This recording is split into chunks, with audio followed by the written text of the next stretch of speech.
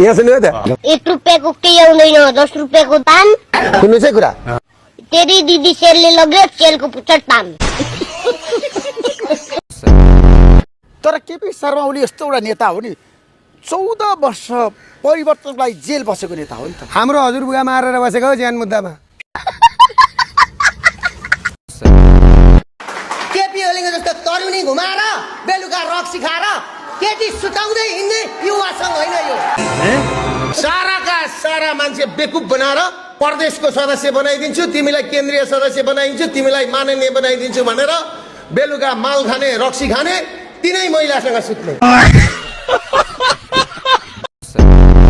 मुख्य भूमिका निर्वाह गर्ने पात्र त तपाईँ हो नि होइन होइन एमाले सकिएको उनीहरूको कारणले त केटीसँग घुम्न जाने मैले लगाएको हो तपाईँको कारणले हो एकछिन अरेली काँडेले मैले नाच्नु भनेर मैले लगाएको हो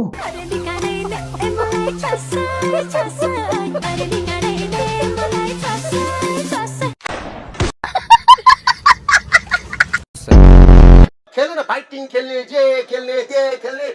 खेल्नु त कुस्ती काटा काट तरबार हानान खेल्नु त बन्दुक हानान पनि खेल्नु त एक्लै काफी यो चस्मा तपाईँ थाहा छ 45 लाखको चस्मा हो दुबईको राजकुमारले गिफ्ट दिएको त्यो चस्मा 100 रुपियाँ भन्दा बढीको चाहिँ होइन होला बेकार फुर्ती लाग्यो बुढाले 100 रुपियाँको कुरा गर्छ बाटोमा फल्याक ठडाएर 25 रुपियाँमा बेच्छ त्यस्तो चस्मा 20,000 भए पनि तल पर्ने कुरो हुँदैछ तपाईँहरूको लागि म लडिदिनु पर्छ मलाई लगाएर थुनेको थुनै गर्नुहुन्छ अब ऋषिजी तपाईँले बुझ्नुभयो नि उखु बोक्दा पनि काम लागेन जुलबी हाल्दा पनि काम लागेको त कति दुखी मान्छे उखु पनि बोक्दैछ रुपी पनि छ बिउ पनि काट्दैछ एक एक भोट्दैछ चटपटे पनि बनाइदिएछ ओह्रालो पनि मार्दैछ चुम्मा पनि खाइदिएको छ महेश बस्नेतलाई ठाडो च्यालेन्ज छ म मात्र छोड्दिन अनि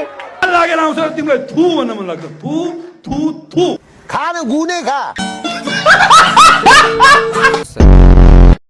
घन्टी टिनिनी बेटा सबैलाई टिनिनी भएको छ अहिले मैले त अस्ति भनेको चुपचाप घन्टी छाप भनेर अब आमाका छोराहरूले विदेशमा बसेर छोरीहरूले आमा त्यहाँ घन्टीलाई भोट हाल्नु भएन भने हामी घर आउँदैनौँ भन्थे अरे अब उनीहरूले पनि आउनु पर्दैन घरै छैन यता रक्सी खान जाँदाखेरि ठिक्क 1 प्याक 2 प्याक खायो ठिक हो अब हाम्रो तपाईँको चाहिँ नि सुत्ने गरी लड्ने गरी खान्छन् त अनि अब हो पनि फेरि रक्सी खाने लाग्ने गरी खाने हो नभए त दुध खायो भइगयो नि हेर्नु न अनुहार कस्तो छ नि यिनीहरूको सबै गनाउने मुख लगाएर अहिले त मलाई देख्यो भने एयरपोर्टमा भाग्छन् म त यसो भन्छु नि त यिनीहरूलाई एयरपोर्टमा कहीँ देखेन तस्कर कता हिँडेको भनिदिन्छु अनि सिधै राम्रो काम गर्ने हो बियर खाने जेलमा 14 वर्ष बसेको भन्छन् त अहिलेको प्रधानमन्त्री के बनायो जेल त उता दिल्ली बजारमा म बसेको तपाईँ गएर भित्र गएर एकपल्ट हेर्नु होला मानव अधिकारवादीलाई लिएर गएर उहिले राणाहरूले घोडा बान्ने तपाईँ लाएर त्यो पनि दिपक मानिस बस्न योग्य छैन झ्याल छैन ढोका छैन तातो हावा मात्रै छ अनि त्यो धन्न दिपक मनाङ्गे दाई हुनुहुन्छ नि दिपक दाईले बनाएको छ त्यहाँ अलिअलि लगानी गरेर बिचरा बनाएको छ मैले पनि गएर चाहिँ नि सामानहरू हाल्ने एक्सर्साइज गर्ने सामानहरू हालेर आफैले खर्च गर्नु फेरि भोलि जानुपर्छ त्यहाँ